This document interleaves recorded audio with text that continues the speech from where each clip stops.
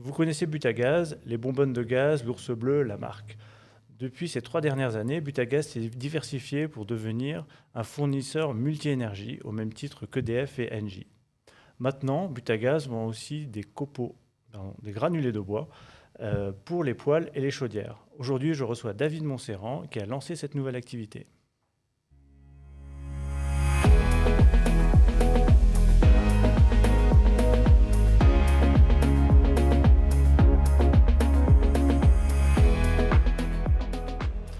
Bienvenue sur Oser puis doser, le podcast qui raconte les histoires d'entrepreneurs qui ont créé de nouveaux business au sein de leur entreprise. Je suis Franck Debanne, cofondateur de Tango Start, société de conseil en innovation et l'hôte de ce podcast. Chaque épisode, nous allons découvrir une boîte, un cas, un invité. Et aujourd'hui, je reçois David Montserrand de Butagaz. Bonjour David. Bonjour Franck. Comment ça va ? Impeccable. Impeccable, ok. Donc sur cette transition multi-énergie qu'a fait Butagaz, toi tu t'es occupé des granulés de bois. Granulés de bois, exactement. Okay. Voilà. On s'inscrit bien dans la stratégie de diversification qui a été lancée il y a 5-6 ans par le président de Butagaz. Et en même temps que lancer le gaz naturel, l'électricité sur le marché domestique, il a été décidé de lancer aussi une activité de distribution de granulés de bois sur la France entière. Voilà, une énergie renouvelable, une nouvelle énergie montante en forte croissance qui permet de se chauffer facilement avec des appareils qu'on pose assez simplement, que ce soit des poêles à granulés ou des chaudières à granulés. D'accord. Donc cette nouvelle énergie, c'est quelque chose qui existe déjà. Les foyers sont déjà équipés.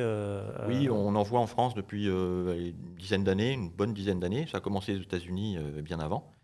Depuis 10-12 ans, là, on en voit de plus en plus installés dans les foyers. Mais depuis 4-5 ans, il y a une forte croissance.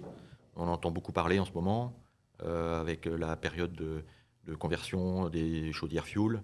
On voit beaucoup d'articles et de reportages sur cette nouvelle énergie. Et donc, voilà, ça grossit de 10-12% par an. Et c'est une énergie vraiment sympa, puisque voilà, ça crée une belle flamme dans le foyer.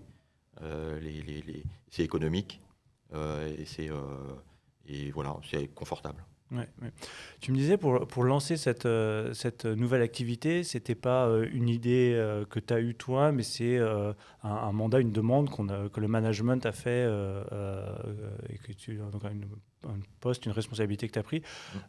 Tu peux me raconter comment ça s'est passé, ce tout début, le fait de te choisir toi et pourquoi cette activité ?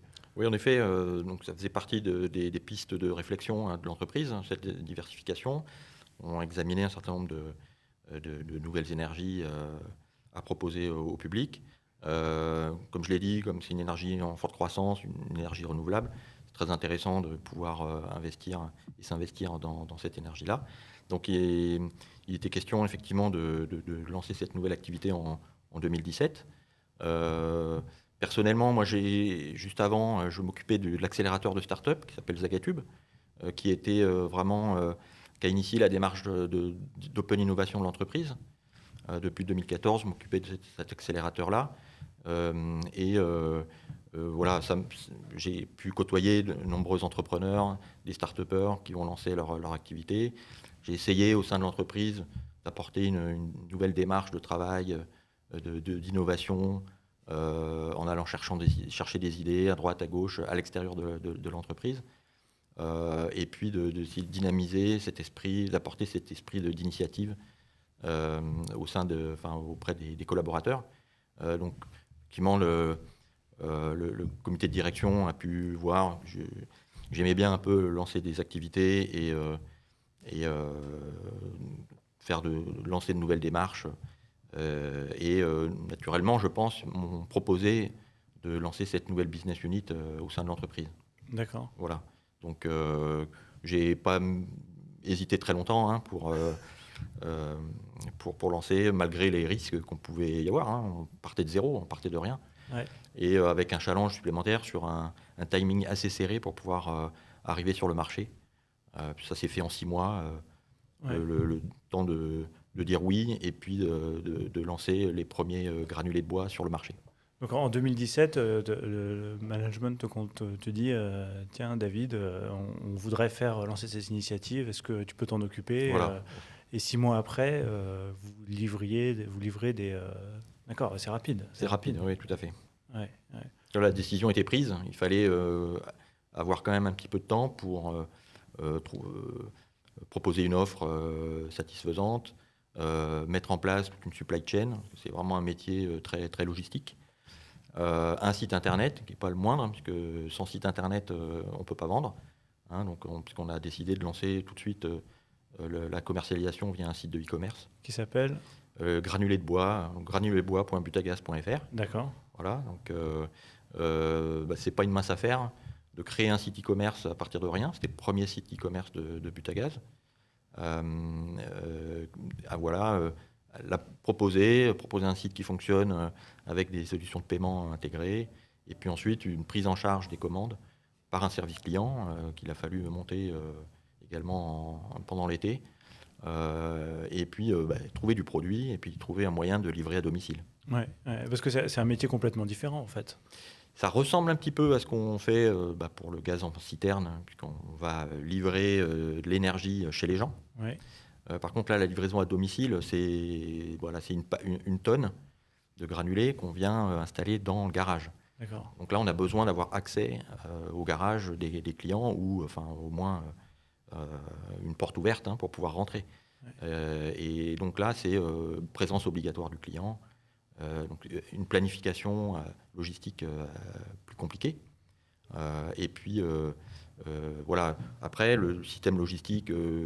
je vais chercher chez un producteur, je stocke ça dans des dépôts locaux et j'organise les camions. Ça ressemble un petit peu à une activité qu'on connaît. D'accord, ok. Et par rapport à l'activité justement que vous connaissez, à la nouvelle, il y a eu quoi Est-ce qu'il y a eu énormément à faire en plus ou alors le site e-commerce par exemple, c'était nouveau? Ah oui. La logistique, c'est pas les mêmes camions, c'est pas mêmes... C'est vrai que sur le principe, ça ressemble. Hein. Ouais. Ça reste des rendez-vous à mettre ça sur une feuille ou sur un logiciel adapté. Mais la complexité, c'est qu'effectivement, on n'a pas pu utiliser les mêmes ressources que pour les métiers historiques, puisqu'on ne peut pas mélanger les combustibles, du bois avec du gaz, c'est pas forcément ce qui est autorisé de faire. Donc on n'a pas pu utiliser les mêmes sites de stockage, les mêmes camions. Donc il a fallu trouver une supply chain bien spécifique. Et puis les producteurs de granulés de bois ne sont pas des gens à qui on parlait auparavant. Voilà, c'est une nouvelle filière à découvrir. Oui, tout à fait. Ouais. Vous n'aviez pas comme fournisseur du tout. D'accord. Non, du tout. Quelles étaient les étapes les plus compliquées dans le développement de cette activité? Je pense qu'il ne fallait pas se tromper sur l'offre au départ, puisque le but quand même c'est de vendre et de convaincre des futurs clients. Et connaissant pas très bien en 2017 quel type de clients, quel type de personnes utilisent préférentiellement les granulés, on a dû faire quelques enquêtes au préalable pour écouter les clients sur ce qu'ils attendaient du produit, ce qu'ils attendaient d'un nouveau distributeur, ce qui leur plaisait dans l'énergie et ce qu'ils voulaient absolument retrouver dans une nouvelle offre. Donc là, on a eu très très peu de temps, on a condensé ces études et il ne fallait pas se tromper sur finalement l'offre finale.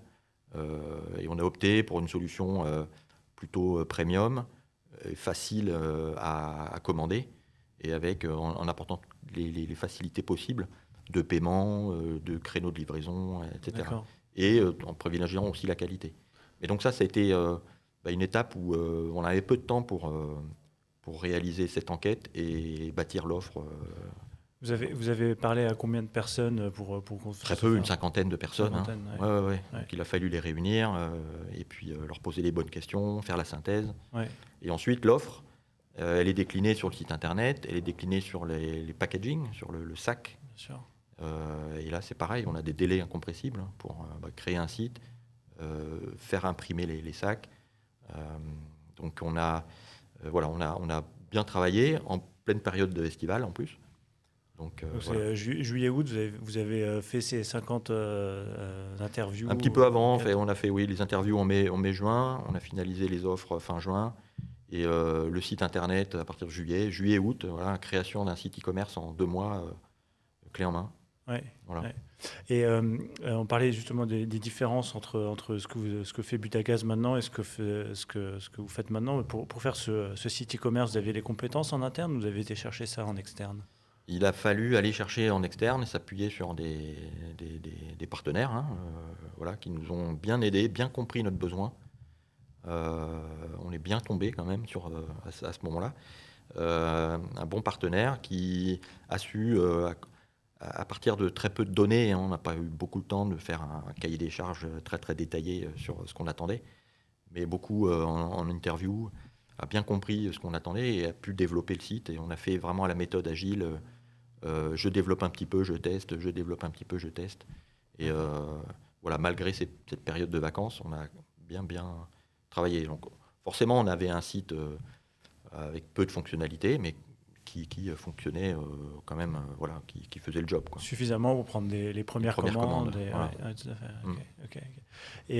Et donc, site fonctionne. Trouver les fournisseurs, c'était pas un problème aussi. Vous avez fait ça en parallèle, j'imagine. Oui, en parallèle. Alors j'ai pu, qu'on n'était que deux à travailler à temps plein sur le sujet pendant ces mois-là. Mais heureusement, j'ai pu travailler avec des ressources complémentaires, hein, d'autres équipes qui ont pu donner un petit coup de main pour aller plus vite, hein. Et donc la logistique, c'est un collègue qui a essayé de trouver des bons transporteurs, voilà, en piochant un peu dans nos partenaires historiques, voir un petit peu s'il y avait aussi à côté de nouveaux transporteurs qui pouvaient faire le job. Les fournisseurs, mais pareil, voilà, on a délégué un petit peu les tâches pour démultiplier un peu. Mais toujours avec à l'esprit cette rapidité qu'il fallait avoir. Donc c'est beaucoup d'échanges et de décisions à prendre très rapidement, quoi. Ouais, c'est sympa, les collègues qui sont venus donner un coup de main entre deux semaines de vacances. Ouais, non, c'était appréciable. C'est appréciable, ouais. Oui. Et surtout que c'est pas évident dans beaucoup d'entreprises. Chacun reste focalisé un peu sur sa fonction et quand on arrive avec un nouveau projet, des fois on est un peu mis de côté en disant tu nous embêtes, c'est pas ma priorité, quoi. Ouais. Là, c'est vrai qu'on a, globalement chez Butagaz, il y a pas beaucoup de freins de ce genre-là auprès des collègues. Quand on lance des nouvelles activités, des nouveaux projets, il y a beaucoup d'écoute et beaucoup de compréhension, d'envie d'aider. C'est vraiment appréciable de pouvoir compter sur les collègues. Bien sûr, il ne faut pas les surcharger. Il faut aménager aussi un peu ce qu'on peut leur demander, hein. Ouais. Mais voilà, on est dans une dynamique où on sait qu'il faut se diversifier, qu'il faut tenter plein de trucs. Tout le monde est très moteur, hein, pour ça, quoi. Ouais. Mais c'est sympa. Oui, c'est bien. Et tu disais donc un premier challenge, définir l'offre en fait, avec les retours clients, ok. Après construire, mettre tout en place pour pouvoir rendre l'offre suffisamment concrète pour que les gens puissent l'acheter, et puis la supply chain derrière. Est-ce que tu as servi toute la France dès le premier jour, ou tu as commencé par une zone, ou comment vous êtes pris? On s'est posé la question, hein, en effet, et puis c'était aussi pas mal lié aux transporteurs qu'on pouvait trouver, enfin la supply chain, hein, est-ce qu'elle était complète sur toute la France tout de suite. Et on a eu quelques surfroides, on partait en divisant la France en deux, avec différents partenaires. Puis quelques semaines avant de lancer, un des partenaires fait défaut. On se retrouve avec, finalement, on va pouvoir distribuer que sur une moitié de France. Et puis, notre partenaire qui restait a bien voulu aussi démultiplier son réseau pour nous permettre de distribuer France entière. Donc, voilà, le choix a été fait, effectivement, de lancer sur toute la France, en B2C d'abord, et ensuite développer un canal, des canaux B2B quelques mois après. D'accord, que vous avez fait après. D'accord. Voilà, Okay. ouais. On a d'abord focalisé sur le B2C. C'était important de lancer sur toute la France dès le début? Oui, c'était important en termes de communication aussi, pour dire, voilà, les granulés de Bob arrivent, c'est le nom de notre produit. Les granulés de Bob, le nom de Bob, de l'ours bleu. Les granulés de Bob, ils arrivent, ils sont disponibles. C'était difficile pour une marque comme la nôtre de dire ils sont d'abord dans tel département, etc. On a dit, bon, allez, on tente. Voilà. D'accord. Et puis on savait, on arrivait aussi, on a lancé donc, le mois d'octobre. On est un peu au milieu de la saison pour les granulés, parce que les granulés, on commence à les vendre beaucoup dès le mois de juin. D'accord. Voilà. Donc on arrive un petit peu au milieu de saison. Vraiment, on a lancé l'hiver pour voir un peu ce que ça donnait. Voilà. On n'était pas non plus, s'était pas mis une grosse pression sur les résultats. Et donc on voulait voir ce que ça donnait déjà. Bon, il fallait avoir le produit là aux bons endroits, etc. Mais une fois que logistiquement on était OK, fallait lancer partout. Ouais.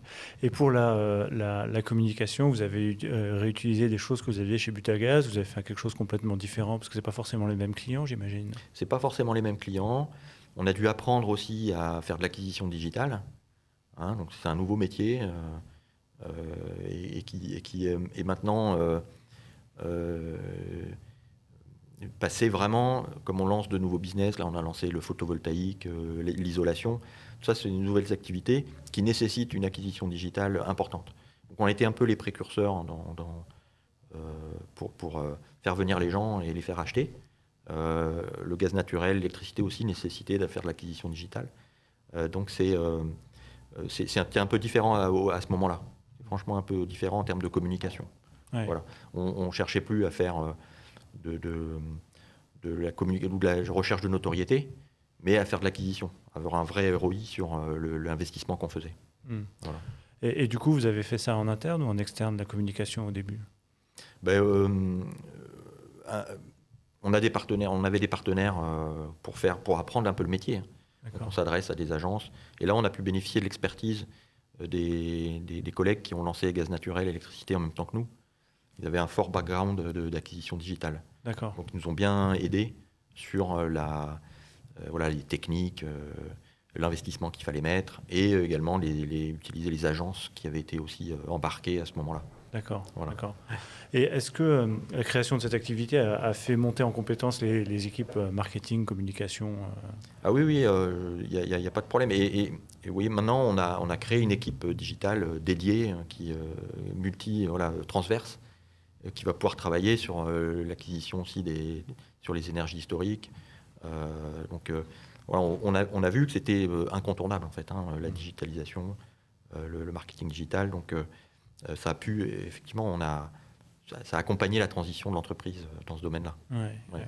Et le site de e-commerce, maintenant, vous l'avez fait développer à l'extérieur au début, c'est ça? Maintenant, oui. il est revenu soutenu et maintenu par vos équipes internes. On a toujours besoin d'une agence de développeurs. On n'a pas forcément de développeurs en interne pour intervenir dessus, mais on a une capacité d'intervenir de façon légère pour modifier. Donc, on a appris des métiers comme le SEO, le référencement naturel, pour remonter le plus possible dans les requêtes.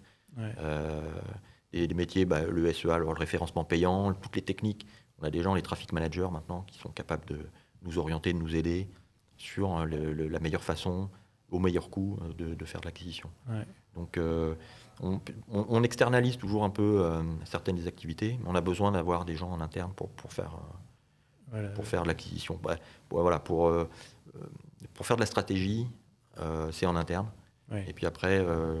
et puis pour piloter ces prestataires aussi qui donnent toutes ces briques. Ouais, voilà. Ouais.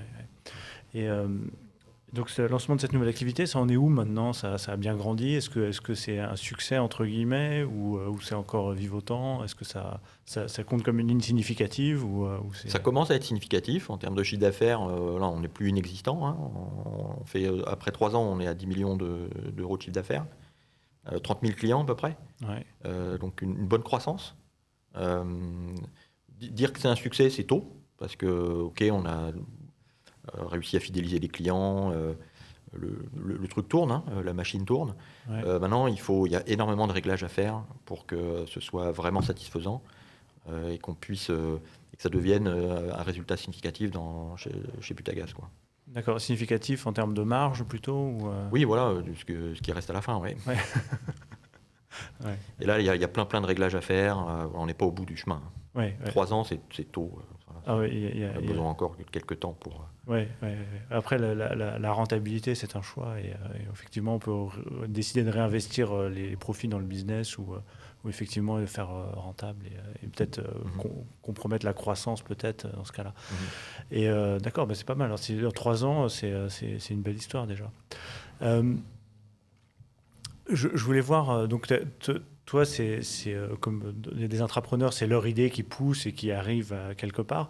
Toi, c'était pas ton idée, on t'a demandé. Du coup, quel était le support que tu as eu? Et puis de notre côté aussi, les comptes qu'on te demandait de rendre vis-à-vis de la hiérarchie ou de ceux qui t'ont donné ce mandat. Oui, effectivement, c'est un peu différent l'entrepreneur qui amène son idée et qui essaie de la faire pousser, de convaincre déjà, Ouais, pour avoir un peu de financement, un peu de ressources, etc. ouais, Nous, ouais, c'est vrai que moi j'ai commencé sur une activité avec un peu plus de confort, hein, puisqu'elle était, c'était l'initiative du comité de direction. Mais l'avantage aussi, c'est que c'était vraiment supporté par le comité de direction. ouais. Donc ça faisait partie de la stratégie, et donc, avec des moyens au départ à disposition, quoi. Euh, donc c'est néanmoins, on a des objectifs. Petit à petit, on rentre de plus en plus dans le moule de la gestion d'une activité à part entière de l'entreprise. Autant au début, on avait pas mal d'autonomie sur les choix, sur les décisions à prendre, l'offre, parce qu'on était encore en période de rodage ou de test. Ouais.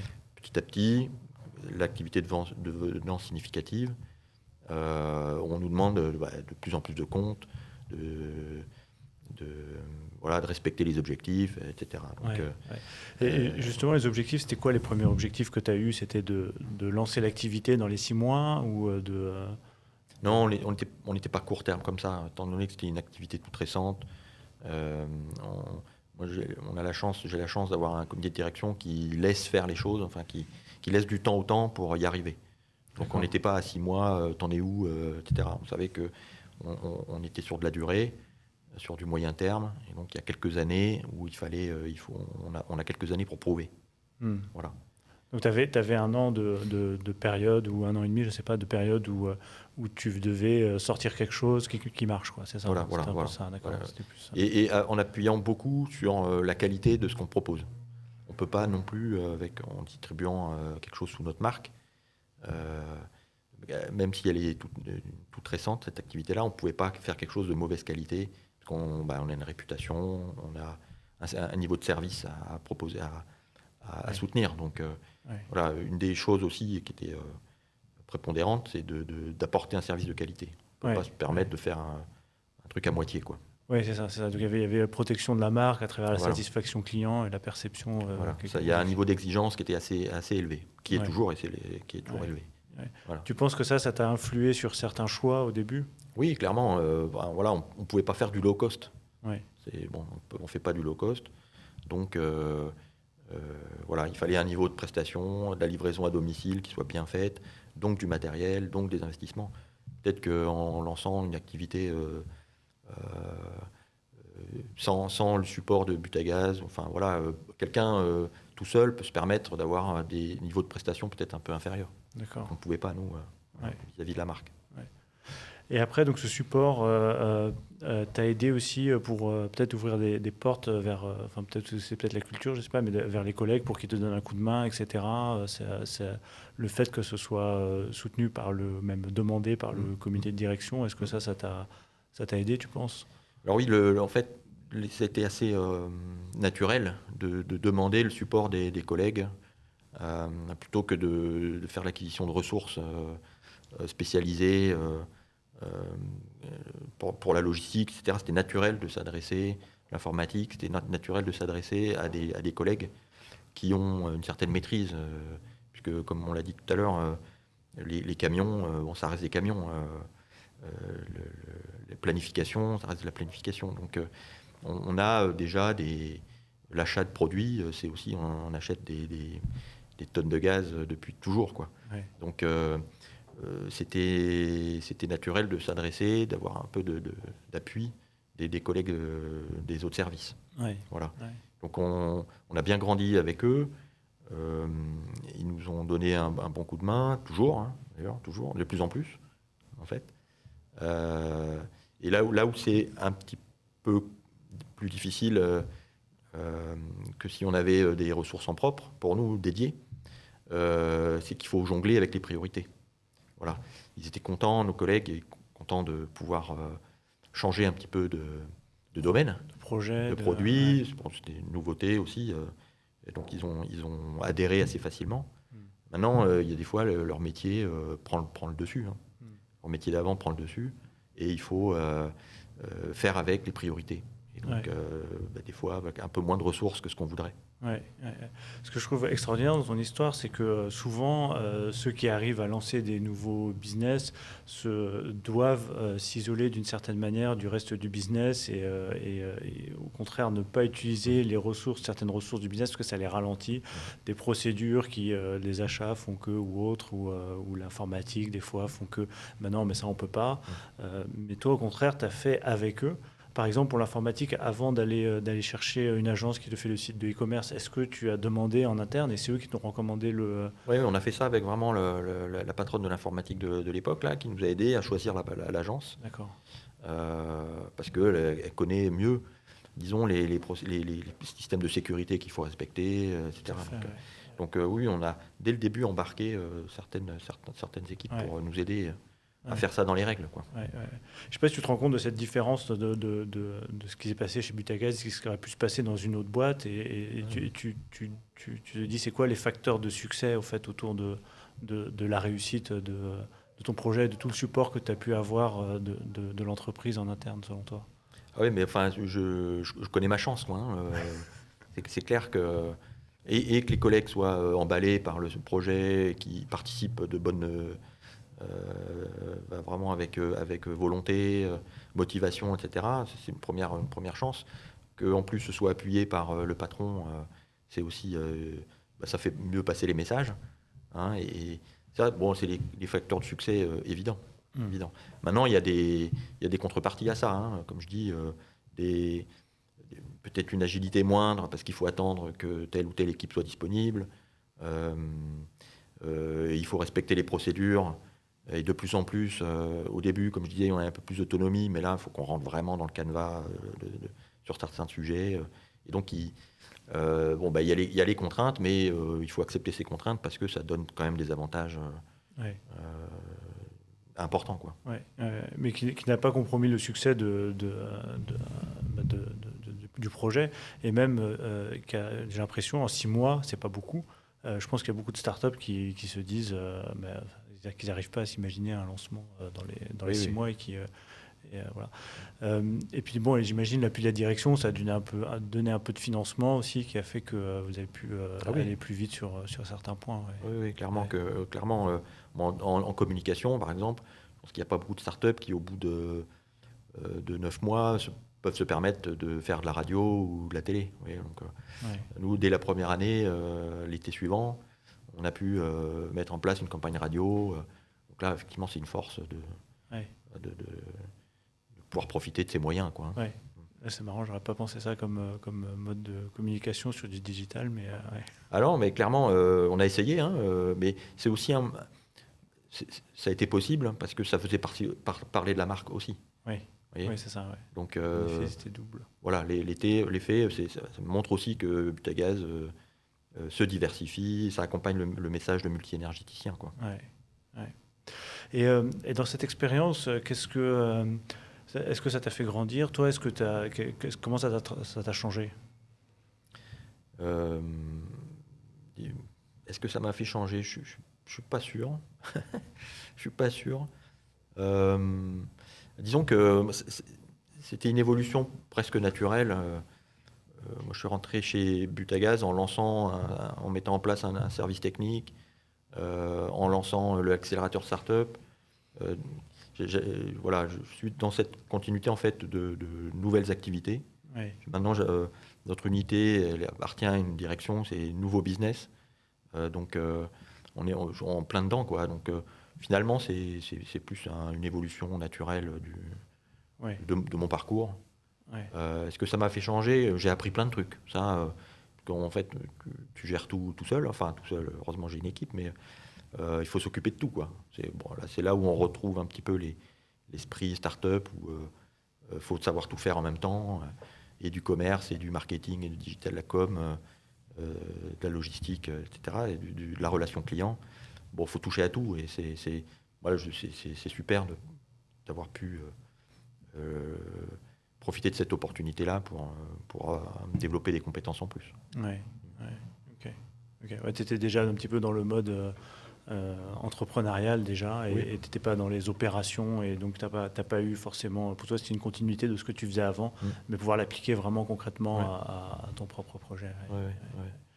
Est-ce qu'il y a d'autres initiatives qui sont chez Butagaz qui auraient voulu connaître le même succès que la tienne et qui finalement n'ont pas accroché parce que d'autres raisons? Je sais pas si tu as vu des collègues tenter aussi et ne pas arriver là où tu voulais aller. En fait, comme on était un peu les précurseurs là, on a lancé d'autres activités il y a plus récemment, hein, il y a depuis 1 an, l'isolation, les panneaux photovoltaïques. Donc là, ils sont en période, c'est mes collègues qui font ça, ils sont en période d'apprentissage. Ouais. C'est quand même aussi des activités assez récentes. Donc ils n'ont pas fini de découvrir la façon dont faire développer le business comme nous, quoi. Donc on a pas beaucoup de recul, mais au bout de 3 ans, voilà, on a appris des choses. Ouais. Donc il faut le temps d'installer ces nouveaux services, ces nouvelles offres auprès des particuliers, des clients. Voilà, c'est long, hein. Il faut avoir un peu de patience pour prouver que ça marche. Quel conseil tu donnerais à un entrepreneur peut-être qui se lance comme ça ou dans sa boîte ou toi il y a 3 ans, quel conseil tu te donnerais? Ouais, pas facile, hein. Non, il faut voir quand on peut bénéficier de ces supports qu'on a chez Butagaz et de l'appui qu'on a. Il faut voir grand, quoi. Faut voir grand vite. En fait, il faut pouvoir déployer très rapidement et atteindre une taille critique rapidement, quoi. C'est ça qu'il faut aller chercher. Il faut tester un peu au début, mais après, vite aller déployer, quoi. Ouais, ouais. Tu parles de tester un peu au début. T'as testé des choses, tu as eu des mauvaises surprises ou des bonnes surprises en testant. Qu'est-ce que tu as testé exactement? On teste des méthodes de livraison, vraiment les méthodes d'acquisition, on teste D'accord. différents canaux. Voilà, c'est tous ces petits réglages-là Ouais, qui sont compliqués, ouais, qui sont multifactoriels, qui peuvent dépendre voilà, de la météo, et ouais, de l'actualité. Enfin, voilà. Il y a pas mal d'aléas. Donc c'est important de pouvoir quand même en ce moment, faire plein de petits tests pour affiner et être optimisé. ouais, Euh, mais c'est un travail de tous les jours. Tous les jours, on se remet en question, en fait. Hein. ouais. Donc, quand on parlait un peu du pilotage, on a effectivement, on rend des comptes, etc. Mais entre deux comités où on rend les comptes et on parle de stratégie, etc., euh, il faut quand même sans arrêt se remettre en question. Parce que demain, ça peut s'arrêter, quoi. Ouais. Voilà. Il n'y a rien d'acquis. Ouais, ouais. Parce que la base client peut disparaître, on peut changer de fournisseur, quelque chose comme ça. Oui, voilà, ne serait-ce que ça. Ouais, Voilà, ouais. et dans la logistique, il y a plein de surprises. Enfin, faut être hyper réactif. Ouais. Il y a un point de vue qui dit que les gens qui sont bons pour démarrer des projets, des entreprises, des business, sont moins bons pour les faire tourner. Maintenant, tu arrives j'ai l'impression, une phase d'optimisation où voilà, il y a encore de la croissance à aller chercher, mais est-ce que tu sens que c'est un petit peu moins fun qu'avant ou est-ce que tu te dis, tiens, j'aimerais bien retourner, relancer un nouveau business ou est-ce que tu te vois consolider celui-là et le structurer de manière opérationnelle? Ouais, moi je suis prêt à relancer d'autres trucs, hein. Il n'y a pas de problème. C'est vrai que c'est des périodes de temps où comme tu dis, c'est fun et c'est enthousiasmant, excitant de démarrer quelque chose. Donc Ouais. maintenant, il faut prouver que ce qui a été lancé est bon. Et voilà, il faut quand même aller au bout de l'histoire, quoi. Ouais, Voilà. S'il y a un bout à l'histoire, quoi. Ouais, il y a un bout à l'histoire. Parce que là, t'as déjà fait un bon parcours. Ouais, mais il y a encore plein de trucs à faire. Ouais, Encore plein de trucs à faire. Maintenant, s'il faut démarrer quelque chose demain, pas de problème. ouais. C'est combien de personnes maintenant, cette activité? Alors c'est un peu compliqué parce qu'il y en a un petit peu partout. Bien sûr, ouais. Il y a 5 personnes dédiées chez Buta. Après, on partage plein de ressources, comme j'ai dit, avec d'autres services. Et puis, on a une filiale aussi qui travaille, à qui on a confié la relation client, le- la planification. En tout, on peut compter entre 20 et 25 personnes qui travaillent sur le sujet. D'accord, ok. Ouais, c'est significatif quand même. Mhm. Et en termes de positionnement sur le marché, vous êtes toujours le nouvel entrant ou vous avez dépassé certains concurrents, j'imagine? Enfin, ça dépend des régions. Oui, difficile à dire, hein. difficile à dire, Difficile à dire parce qu'on n'a pas de notion de réelle part de marché. C'est compliqué de savoir. Maintenant, on sent qu'on a voilà, une certaine reconnaissance, euh, même si on reste marginal, hein, quand même pour l'instant sur le marché. Mais la force de la marque fait on nous reconnaît, on nous connaît. Et il y a encore beaucoup de chemin à faire pour que tout le monde nous connaisse en tant que distributeur de granulés. Ça, c'est Ouais, clair. ouais, Mais bon, c'est on a une première reconnaissance quand même. ouais. Bon, bah, super, bah, ça en fait des histoires, des rebonds, des Mhm. aventures là-dedans. Euh, Tu veux rajouter quelque chose? Il y a quelque chose que tu veux partager sur cette expérience dont je ne t'ai pas parlé ou je ne t'ai pas demandé? Bah, juste si les personnes qui écoutent ont des opportunités de lancer des activités comme ça, ou de plus dans le pur intrapreneuriat, c'est-à-dire porter ses idées et convaincre la direction de les lancer, c'est quand même une aventure extraordinaire, quoi. C'est super de pouvoir, de façon assez confortable, mine de rien, euh, de profiter de l'infrastructure, voilà, de support pour lancer de nouveaux business, quoi. Ouais, Il faut le faire. Voilà, ouais, faut pas hésiter. ouais, ouais, c'est vrai. Avec la sécurité de l'emploi quelque part et puis l'excitation de l'incertitude ou du pari qu'on peut prendre sur Mm. ce qu'on prend. Ouais, Mais exactement. Ouais. ouais, super. Bah, super. Bah, merci David. Merci.